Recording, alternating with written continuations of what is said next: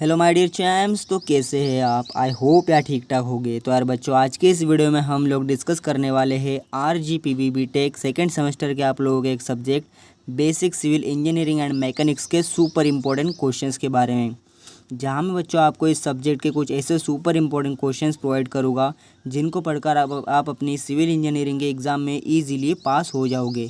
जी हाँ बच्चों, ये सारे क्वेश्चंस ऐसे कुछ इस प्रकार से होने वाले हैं जो आपकी RGPB के एग्ज़ाम में पिछली कई बार पूछे जा चुके हैं। तो ये सारे इंपॉर्टेंट क्वेश्चंस बच्चों बहुत ही जेन्युइन होने वाले हैं। तो आपको क्वेश्चन से रिलेटेड चिंता करने की कोई ज़रूरत नहीं है बच्चों। बस आपको इतना करना होगा कि वीडियो को शुरू से लेकर अंत तक जरूर देखना होगा। और अगर अभी तक आप चैनल पर नए हो और चैनल को सब्सक्राइब नहीं किया है तो आपसे रिक्वेस्ट रहेगी बच्चों कि चैनल को सब्सक्राइब जरूर कर लीजिए और बेल आइकन को ऑन जरूर कर देना, क्योंकि RGPB बीटेक से रिलेटेड हर एक इन्फॉर्मेशन आपको इस चैनल पर देखने को मिल जाएगी।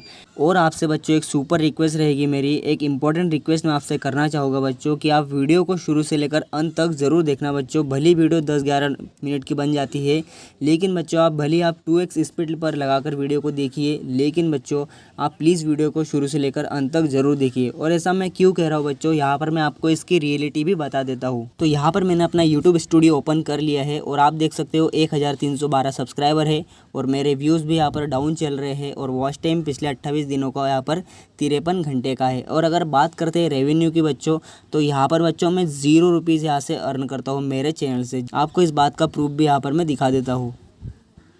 तो यहाँ मैं अर्निंग सेक्शन में जाता हूँ और आप यहाँ पर देख सकते हो बच्चों, यहाँ पर केवल 273 घंटे यानी कि 273 आवर्स का पब्लिक वॉच आवर है, यानी कि केवल 273 घंटे का पब्लिक वॉच टाइम है। जबकि बच्चों यहाँ पर चैनल को मोनेटाइज करने के लिए 4000 घंटे का वॉच टाइम ज़रूरी होता है। तो आप ही सोचिए बच्चों, कहाँ 4000 घंटे और कहाँ 273 घंटे। तो इसीलिए बच्चों आपसे रिक्वेस्ट कर रहा हूँ, आप वीडियो को अंत तक ज़रूर देखिए, वीडियो को स्टार्टिंग से लास्ट तक ज़रूर देखिए, भले 2x स्पीड पर देखिए, क्योंकि बच्चों मुझे वॉच टाइम कंप्लीट करना ही है किसी भी हालत में, ताकि मैं भी बच्चों यूट्यूब से कुछ अर्न कर सकूँ।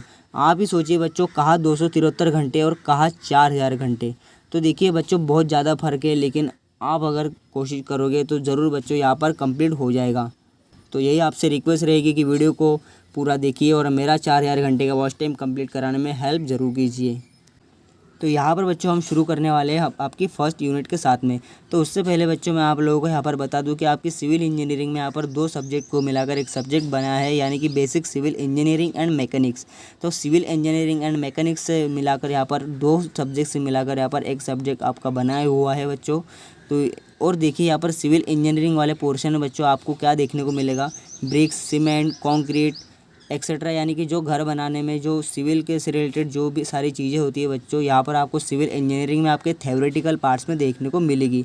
एंड बच्चों आपके जो मैकेनिक्स वाला पार्ट रहेगा बच्चों, ये सारा पूरा न्यूमेरिकल्स पर बेस्ड रहेगा। और बच्चों आपका ये जो न्यूमेरिकल वाला पार्ट रहेगा बच्चों, ये सिविल इंजीनियरिंग से 2x हार्ड रहने वाला है बच्चों, यानी कि आपका ये जो थ्योरेटिकल पार्ट से बच्चों 2x हार्ड यहाँ पर आपका मैकेनिक्स वाला यानी कि न्यूमेरिकल वाला पार्ट रहने वाला है। तो इसीलिए आपको मैं यहाँ पर एक सजेशन दूंगा कि आप केवल यहाँ पर आपका थ्योरेटिकल पार्ट एग्ज़ाम में पढ़कर जाना, एंड मैकेनिक्स यानी कि जो न्यूमेरिकल वाला पार्ट है आप अगर छोड़ दोगे तो कोई दिक्कत वाली बात नहीं रहेगी, क्योंकि सिविल इंजीनियरिंग से रिलेटेड यानी थ्योरेटिकल पोर्शन आपका 70% पूछा जाता है एग्ज़ाम में, एंड मैकेनिक्स वाला पोर्शन यहाँ पर 30% पूछा जाता है। तो ऐसे टोटल मिलाकर 100% यहाँ पर बन जाता है। तो बच्चों अगर आप 70% भी पढ़ के जाते हो आपके टोटल सिलेबस का, तो उसमें से आपको 50% तो आएगा ना। 50% भी अगर आ गया बच्चों तो यहाँ पर आपके बन जाते हैं 30 मार्क्स। और अगर आपके 30 मार्क्स बन गए बच्चों तो 35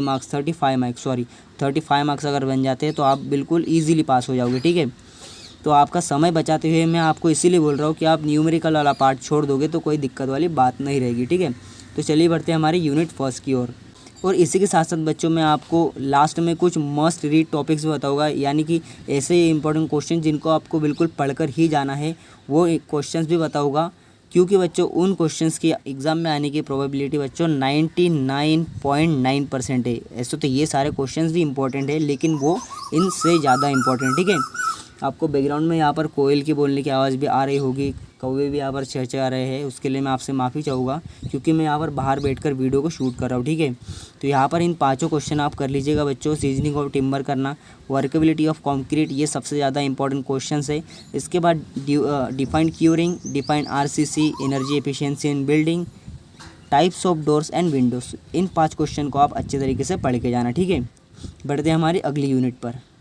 तो बच्चों सेकेंड यूनिट में आपको सबसे पहले पढ़ना है बच्चों यहाँ पर सर्वेइंग एंड इट्स क्लासिफिकेशन, यानी कि जो फील्ड होती है जहाँ पर हम घर बनाते हैं, बड़ी बड़ी बिल्डिंग्स बनती है, उसको सबसे पहले सर्वे किया जाता है। तो सर्वेइंग की क्लासिफिकेशन आपको पढ़ना है, डिफाइंड सर्वे स्टेशन, बॉडीज रूल पढ़ना है आपको, लोकल अट्रैक्शन पढ़ना है, यहाँ पर 3 स्टार लगे मतलब ये सुपर इंपॉर्टेंट है, ठीक है। एंड न्यूमेरिकल ऑन सर्वेइंग, अगर टाइम मिलता है तो पढ़ लीजिएगा, ठीक है बच्चों। चलिए बढ़ते हैं अगले पोर्शन पर। सेकेंड यूनिट में और क्वेश्चन आपको देने वाला हूँ यहाँ पर मैं। तो सेकेंड यूनिट में बच्चों आपको देखने को मिल जाएंगे, सबसे पहले आपको करना है levelling, types of levels, reciprocal levelling in details, and rise and fall method, computing level, theodolite and its type. ये सुपर इंपॉर्टेंट क्वेश्चन है बच्चों थियोडोलाइट वाला। ये कभी कभार यानी कि ज़्यादातर टाइम पूछा जाता है। लेवलिंग वाला क्वेश्चन भी पिछली बार बच्चों पूछा जा चुका था आपकी एग्ज़ाम में। तो ये सारे क्वेश्चन बच्चों ऐसे ही है जो प्रोबेबिलिटी बहुत बार एग्जाम में आपके पूछे जा चुके हैं, ठीक है। बढ़ते हैं हमारे अगले यूनिट पर। तो बच्चों यहाँ पर थर्ड यूनिट में अगर बात करते हैं तो सबसे पहले आपको करना है contour and it's property, contour interval and use and method of contour. तो ये तीनों क्वेश्चन हमारे कंटूर वाले हो गए, ठीक है। उसके बाद आपको पढ़ना है various method use for calculation of area and various volume computational method. ये वॉल्यूम कंप्यूटेशनल मेथड अगर आप छोड़ दोगे तो कोई दिक्कत वाली बात नहीं है, थोड़ा इंपॉर्टेंट लगा था इसलिए मैंने आपको यहाँ पर इंक्लूड कर दिया था। उसके बाद बच्चों ये सुपर इंपॉर्टेंट क्वेश्चन आपको पढ़ना है remote sensing and its application. ये क्वेश्चन बच्चों यहाँ पर शॉर्ट नोट में यहाँ पर आपको पूछा जा सकता है, शॉर्ट नोट में, ठीक है। उसके बाद बच्चों बढ़ते हैं हमारी अगली यूनिट पर। बच्चों फर्स्ट यूनिट में हमारे 2 क्वेश्चन छूट गए थे, 3 क्वेश्चन। यहाँ पर field test applied on bricks, ये आपको सुपर इंपॉर्टेंट है, ये आपको पढ़ना होगा। एंड देन आपको पढ़ लेना building material use in construction, various test of cement. ये 3 क्वेश्चन छूट गए थे पिछली बार फर्स्ट यूनिट के हमारे, तो इसको आप प्रिपेयर कर लीजिएगा, ठीक है। तो अगर बात करें हम फोर्थ यूनिट की, तो यहाँ पर आपको पढ़ना है बच्चों coplanar and concurrent forces, triangle law, parallelogram law and polygon, difference between movement and couple, free body diagram. ये सुपर इंपॉर्टेंट क्वेश्चन है, फ्री बॉडी डायग्राम वाला, इसको प्रिपेयर कर लेना। एंड देन पढ़ना है आपको बॉस नोटेशन। तो ये सारे क्वेश्चन बच्चों देखिए, boss notation, free body diagram हुआ, कोप्लेनर कॉन्करेंट फोर्सेस हुआ, मूवमेंट कपल हुआ बच्चों, ये सारे क्वेश्चन आपके शॉर्ट नोट में अक्सर बच्चों पूछे जाते हैं, ठीक है। तो ये पाँचों के पाँचों क्वेश्चन बच्चों शॉर्ट नोट में अक्सर पूछे जाते हैं। तो अगर आप इन सबको प्रिपेयर कर लोगे तो आपके शॉर्ट नोट वाला फंडा यहाँ पर क्लियर हो जाने वाला है, ठीक है बच्चों। फोर्थ यूनिट में अगला पार्ट हम देखते हैं। तो यहाँ पर फोर्थ यूनिट में आपको करना है बच्चों डिफाइन फ्रिक्शन, एक सेकेंड। तो यहाँ पर बच्चों देखिए friction and Coulomb's law of friction, एक क्वेश्चन कर लीजिएगा। कंडीशन ऑफ इक्विलिब्रियम करना है आपको।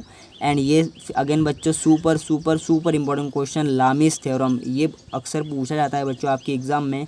एंड देन आपको करना है डिफाइन ट्रस्ट, ठीक है। चलिए आगे बढ़ते हैं।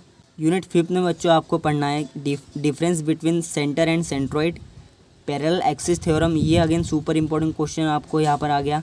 Perpendicular axis theorem, parallel axis theorem and perpendicular axis theorem, types of load acting on beam, share force and bending movement. तो ये भी बच्चों सुपर इंपॉर्टेंट क्वेश्चन है। इनमें से कौन कौन से इंपॉर्टेंट है देखिए, parallel axis theorem, shear force and bending movement, types of load acting bearing, perpendicular axis theorem and then centre and centroid. तो ये मैंने हाई टू लो बता दिया आपको कौन कौन से इंपॉर्टेंट आपके होने वाले, ठीक है।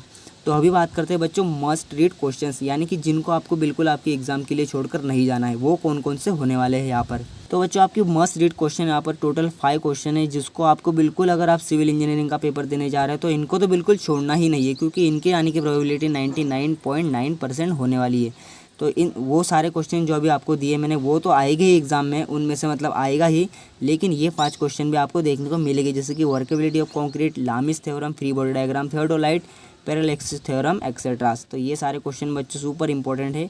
तो ये तो हुआ बच्चों आपकी सिविल इंजीनियरिंग का थ्योरेटिकल पार्ट, यानी कि सारी की सारी थ्योरी मैंने आपको बता दी यहाँ पर सुपर इंपॉर्टेंट क्वेश्चंस की। और जैसे कि मैंने आपको बताया जो न्यूमेरिकल वाला पार्ट है, अगर आप छोड़ दोगे तो कोई दिक्कत वाली बात नहीं रहेगी, इसीलिए मैंने आपको न्यूमेरिकल्स के यहाँ पर सुपर इंपॉर्टेंट क्वेश्चंस नहीं दिए हैं।